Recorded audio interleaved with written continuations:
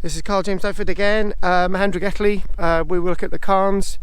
Continue on the video for Archaeology Cymru, Rhondda, and what we've got is very interesting enough. Coming over here, we've got a stone aligned east-west, which has just been sort of looked at. I'm not sure there's any significance in that, but if you sort of wander along here, and we sort of keep going, and we keep going, and interesting enough, one of the Morians is talking about this being some kind of barrow. So you actually go from the base here and you raise up, and you've got a large amount of earth on the left, and it sweeps along. It's almost as if some kind of deliberate bank. You can see that, and there's a few weird depressions in it there, and lots of depressions all the way along.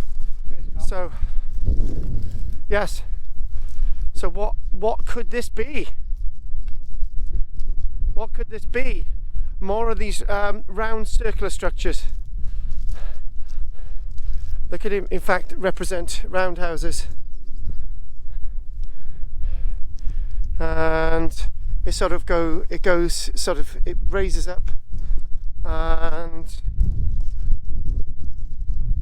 sort of move sort of within this weird landscape of Hendre Gelli, all these monuments, all this archaeology, all this history, and sort of weird mound, sort of with almost, we've got roundhouses in there. Very, very interesting as it sort of goes off into the distance, heading north, going all the way up to the likes of Treorchy.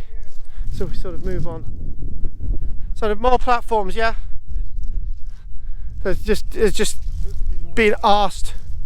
Right, perfectly north-south alignment, is it? Oh, it's not.